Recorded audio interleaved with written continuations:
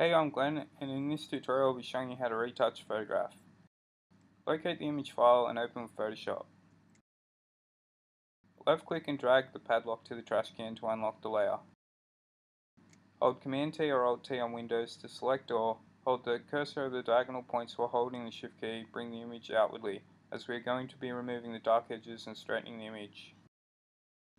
Release the Shift key and the rotation icon will appear. Once you've done that, press enter and select the crop tool and we will remove the top and bottom black line. Left click on the layer and drag it to the page icon to duplicate it. Unselect the top layer as we'll be using that to compare to later. Maintain progress by clicking File, Save As, press Command S or Alt S in future to save after each step. Select the magnifying glass or press Z on the keyboard to zoom in on areas. Select the clone stamp tool or press S and make sure that the flow is set around 20. You can adjust brush sizes here. Hold down Option or Alt while clicking the selected area, then paste it over the desired spot. Continue this technique by selecting another area. Continue to remove small imperfections such as dust, scratches and blemishes for the entire image. Now we'll be adjusting the overall contrast and tonal range of the image. We'll do this by clicking Adjustment Layers, which is the half field circle icon, and then select Levels. We'll change the medium field to 1.1 and the light field to 230.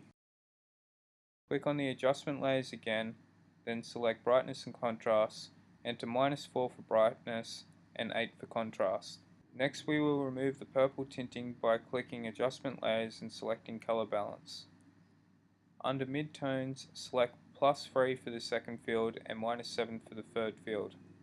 Under Highlights, select +10 for the first field and -10 for the third field. Under Shadows, select -3 for the third field. We will exaggerate the light and shadows on the middle and back drums by selecting the Dodge tool. This will be used to bring out highlights.